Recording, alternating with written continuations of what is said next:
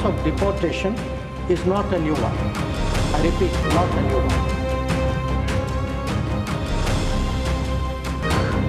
America के राष्ट्रपति Donald Trump ने अपनी दूसरी पारी की शुरुआत 20 जनवरी से कर दी है और जैसा कि अनुमान लगाया जा रहा था कि इस बार वह कई बड़े निर्णय लेंगे और उन्होंने वैसा ही किया। उसमें उनके बड़े निर्णयों में एक निर्णय अप्रवासियों का भी है। उन्होंने अमेरिका में अवैध रूप से रह रहे अप्रवासियों को निकालने का काम शुरू कर दिया है, लेकिन ऐसे में अमेरिका की एक निंदा भी की जा रही है और वो निंदा की जा रही है उन्हें निकालने के तरीके को लेके। एक्चुअल आपको बता दें कि अमेरिका अब जो अवैध रूप से अप्रवासी वहां रह रहे हैं उन्हें हथकड़ी बांध के उनके देशों में भेज रही है।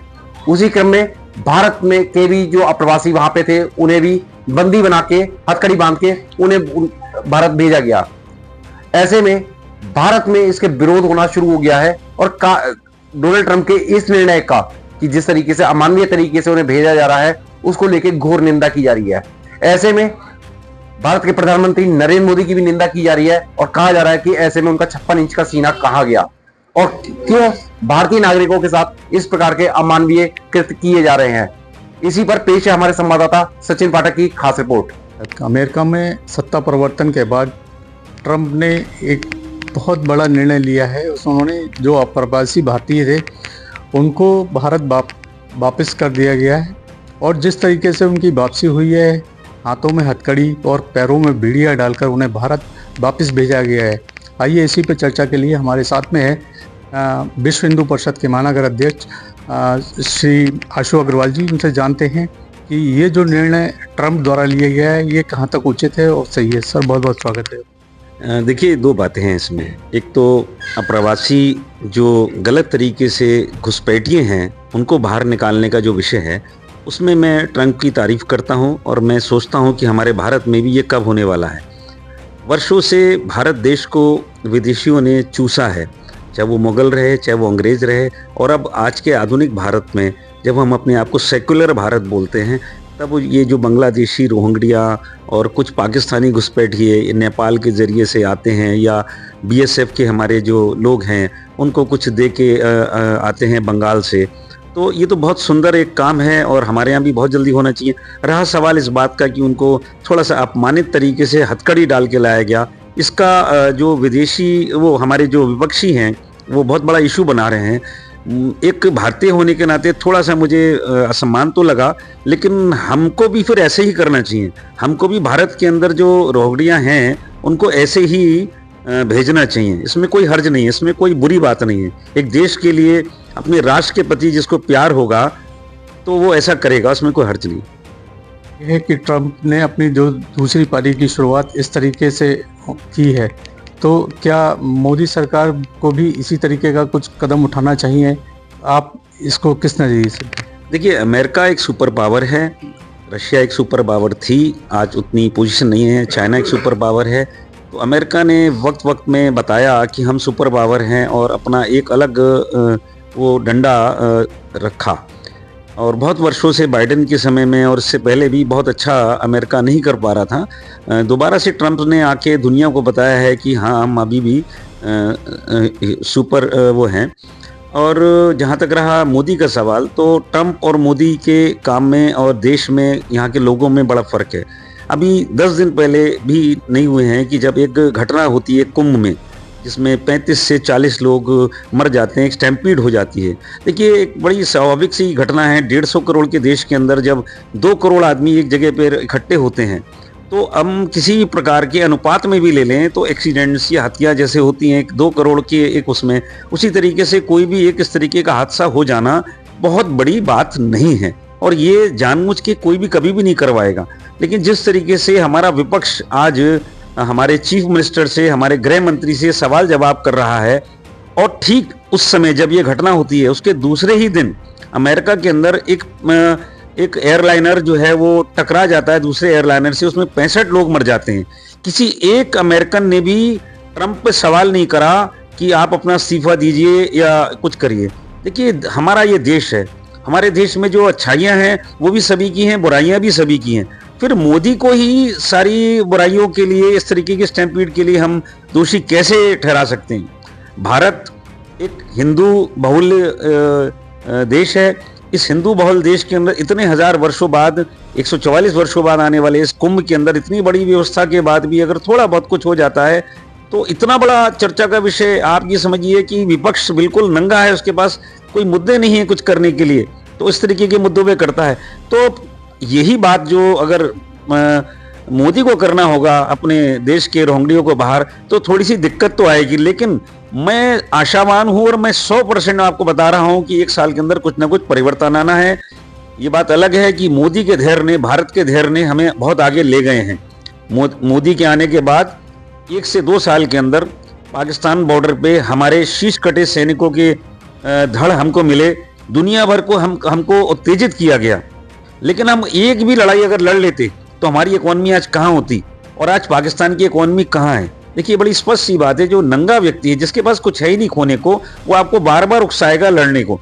लेकिन अगर आप थोड़ा सा भी धैर्य रखेंगे तो आप बहुत आगे चले जाएंगे। धैर्य, और जैसे मोदी जी ने पहले ही अपने भाषण में कहा था कि विकास की शर्त शांति है, लेकिन उसका भी एक समय होता है। अभी 10 वर्ष से अधिक हो गए और अब वो एग्जीक्यूट करने का समय है। हाँ, ये बात अलग है कि जो 57 देश हैं मुसलमानों के, बांग्लादेश के रोहंगडिया वहाँ क्यों नहीं जाते हैं, भारत में ही क्यों आते हैं? क्योंकि यहाँ की जलवायु उतनी फर्टाइल है और यहाँ पर हमारे देश के जो लोग हैं, वो जो हमारा देश का विपक्ष है, वो उनके सगे रिश्तेदारों से भी ज़्यादा उनकी भाषा बोलता है। ये एक हमारे देश की कमी है जिसको हमें हल्के हल्के दूर करना पड़ेगा। ये मोदी सरकार, ये भाजपा सरकार में राष्ट्रवाद का मुद्दा सबसे ज्यादा पटल पे है आज, हिंदुत्व और राष्ट्रवाद। तो जिस दिन भी जिस देश के अंदर राष्ट्रवाद मुखर हो जाएगा, उसके बाद ये समस्याएं अपने आप खत्म हो जाएंगी। सबसे बड़ी समस्या हमारे देश की है कि हमारा इतिहास ही गलत लिखा गया है। हमारे इतिहास में बाबर और अकबर को ग्रेट बताया गया है। हमारे सच्चे देशभक्त लोगों का अगर इतिहास लिखा गया होता तो हमारे बच्चे उसको इतिहास के चैप्टर की तरह रट नहीं रहे होते, पढ़ रहे होते और उसके ज्ञान से लाभान्वित हो रहे होते। किसी भी देश का इतिहास उसके बच्चों के लिए, उसकी पीढ़ी के लिए इस बात के लिए होता है कि भूत में जो होता आया है हमारे साथ, वो हम आगे ना होने दें, उसकी अपनी तैयारी करें। लेकिन जब हमारा इतिहास ही गलत लिखा गया है तो हमारे बच्चों को ज्ञान कहां से मिलेगा और हम उसके लिए सुधार कैसे कर पाएंगे? ये एक बड़ी समस्या है। तो अभी तो करना बहुत कुछ है। 10 से 12 वर्ष मान लीजिए हम कहते हैं मोदी जी को मिल गए, लेकिन मुझे लगता है ये समय बहुत कम होता है। बीच में कोविड भी निकला और भी चीजें निकली। हम प्रश्न तो बहुत सारे कर सकते हैं, लेकिन क्योंकि मैं इंटरनेशनल उसके बारे में कुछ जानता हूं, तो कितने प्रेशर्स इंटरनेशनल होते हैं ये एक आम आदमी नहीं जानता। आइए, इसी पर चर्चा के लिए हमारे साथ वरिष्ठ कांग्रेसी प्रवक्ता हैं श्री राज शर्मा जी। आइए उनसे बात करते हैं कि इस विषय पर उनका क्या कहना है। बहुत बहुत स्वागत है। धन्यवाद भाई। मैं एक बात कहना चाहता हूं कि अमेरिका में सत्ता पलटी, इस पे हमारा कोई इंटरेस्ट नहीं, लेकिन ये बहुत दुर्भाग्य है और शर्म की बात है। और शर्म की बात मेरे देश के लिए नहीं है, अमेरिका के लिए भी है कि भारत जैसे देश के नागरिकों को वो हथकड़ी और बेड़ियां लगा के वापिस भेजे अप्रवासियों को। ये गलत है। और मैं भारत की सरकार, भारत में, क्योंकि मैं उसका एक प्रोडक्टिव सिटीजन हूं, भारत की सरकार से एक निवेदन करता हूं, मोदी जी से जो कि मेरे देश के अभिभावक हैं, मेरे प्रधानमंत्री हैं, मैं दावा उनसे एक बात कहना चाहता हूं कि वो ट्रंप बोले तो वाशिंगटन, वाशिंगटन बोले तो व्हाइट हाउस और व्हाइट हाउस बोले तो यूएस, उनको सीधा एक संदेश दे दें कि देश का जो रिपब्लिक गणतंत्र राज्य का जो पासपोर्ट है उसका सम्मान करना सीखे, वरना ईंट से ईंट बचाने की क्षमता ये भारत देश रखता है। सबसे बड़ा देश माना जाता है जनसंख्या की दृष्टि से। तो भारत में भी कुछ अप्रवासी इस तरीके से बसे हुए हैं, चाहे वो बांग्लादेशी हो, चाहे रोहिंग्या मुसलमान वगैरह हो। तो क्या मोदी जी को भी अब इस तरीके का कदम उठाना चाहिए कि जो अप्रवासी जो विदेशी बसे हुए हैं यहाँ पर, उन्हें भी इसी तरीके से बाहर निकालना चाहिए? देखिए, मैं एक बात कहना चाहता हूँ, राजनीति में टिट फॉर टैट विदेश नीतियों में नहीं चलता है। विदेश नीतियों में हमारे बहुत से लोग, वो यहाँ से जो जवाहरलाल नेहरू जी ने IIT बनाए थे, उसी से पढ़े हुए लोग, मेरे जैसे जो एक उम्र पे हैं, वो लोग अमेरिका जैसे देश को चला रहे हैं। मैं उन लोगों से कहना चाहता हूँ कि आज आपका वो समय आ गया है जब देश की रक्षा के लिए, देश के एक व्यक्ति की रक्षा के लिए आप लोग आगे आए और यूएस सरकार को बताएं कि आप अगर भारत के किसी भी नागरिक के संग अन्याय करोगे तो ये सृष्टि आपको भी, आपके संग भी अन्याय करेगी। और मैं एक और बात कहना चाहता हूं अच्छा नहीं लगता है कि हम अपने प्रधानमंत्री बोले तो वर्तमान की सरकार को हम लोग टारगेट करें।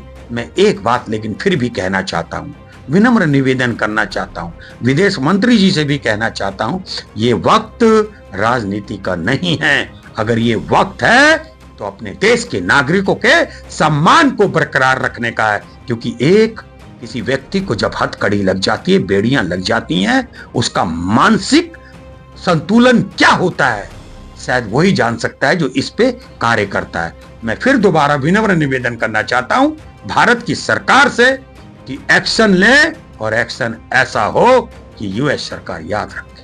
तो आपका विरोध है वो किस तरीके को लेकर है कि उनको हथकड़ी के या बेड़ियों में उन्हें भेजना है, या उनका जो असंवैधानिक रूप से वहां पर निवास करना था उसको लेकर है?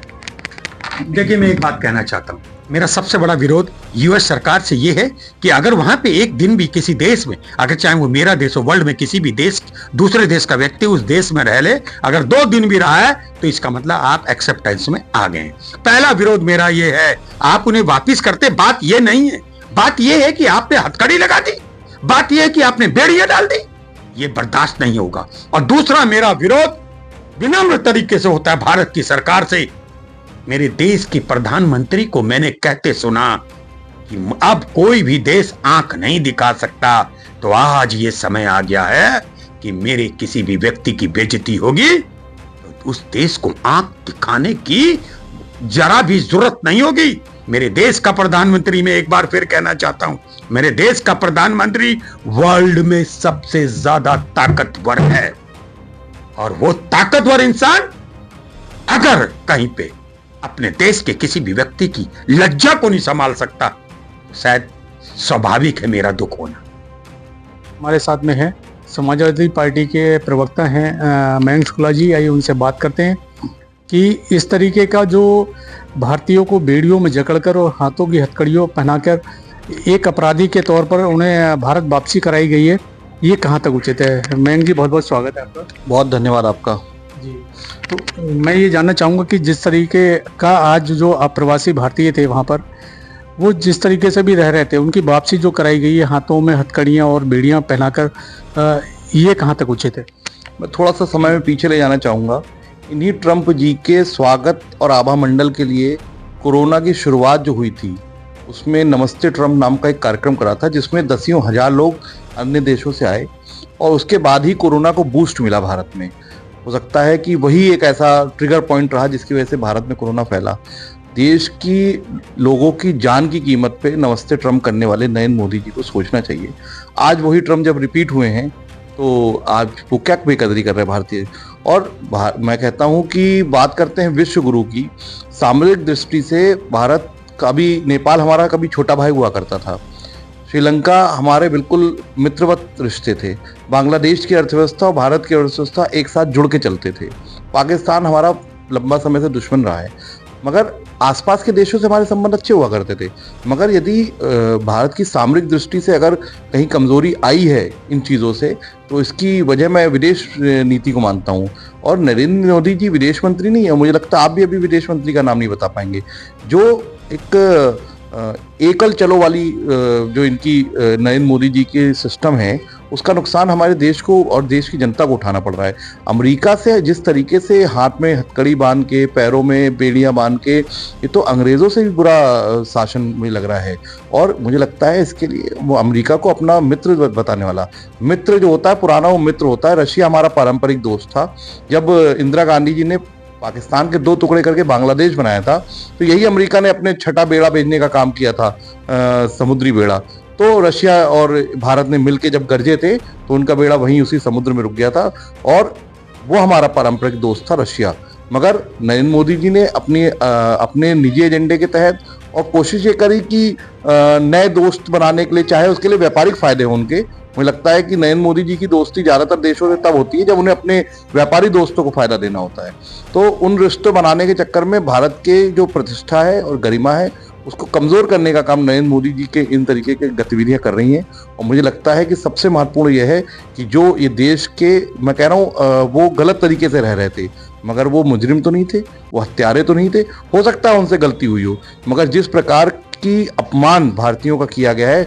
मुझे लगता है प्रधानमंत्री जी को इस पर संज्ञान लेना चाहिए और अगर थोड़ी सी हिम्मत करें तो इसके अमेरिका से कुछ जो भी विदेश नीति के तहत प्रतिबंध लगाया जा सकता है, अमेरिका पर प्रतिबंध लगाने का काम करें और दिखाएं। वो जो बातें करते हैं 56 इंच के सीने की, 56 इंच क्या 45 इंच की बात करके दिखा दें एक बार। मैं ये जानना चाहूँ कि जो आपका विरोध है वो अमेरिका में जो भारतीय प्रवासी थे उनका गलत तरीके से रहने पर है या अथवा क्या कहते हैं जो उन्हें आज जो वापसी हुई है उनकी एक मुजरिम के तौर पर उस पर है? देखिए, किसी भी देश के अपने नियम कायदे होते हैं। अगर भारत के लोग वहाँ गलत तरीके से रह रहे थे तो वो मुझे लगता है अगर गलत है तो गलत, त्यारे नहीं थे वो लोग नहीं थे जिन्होंने कोई बहुत बड़ा अपराध कर दिया हो। अगर वो गलत तरीके से रह रहे थे उन्हें डिपोर्ट करना कहते हैं इसे। अगर वो डिपोर्ट कर रहे थे तो एक सम्मान होता है। अगर अमेरिका की इतनी हिम्मत तो चाइना के लोगों को ऐसे डिपोर्ट करके दिखाए, रशिया के लोगों को डिपोर्ट करके दिखाए, नहीं है इतनी हिम्मत। ये जो विश्व में चौथी दुनिया के लोग माने जाते हैं, चौथी दुनिया के देश माने जा रहे हैं, उस तरीके की उस कैटेगरी में ला के भारत के लोगों को उन्होंने ट्रीट किया है और मुझे लगता है वो भारत को बहुत कमजोर समझ रहे हैं। मुझे लगता है नरेंद्र मोदी जी की सरकार और उनकी इच्छा शक्ति कमजोर हो सकती है, मगर इस देश भारत देश के लोग, भारत देश की शक्ति हमेशा से ताकतवर थी, है और रहेगी।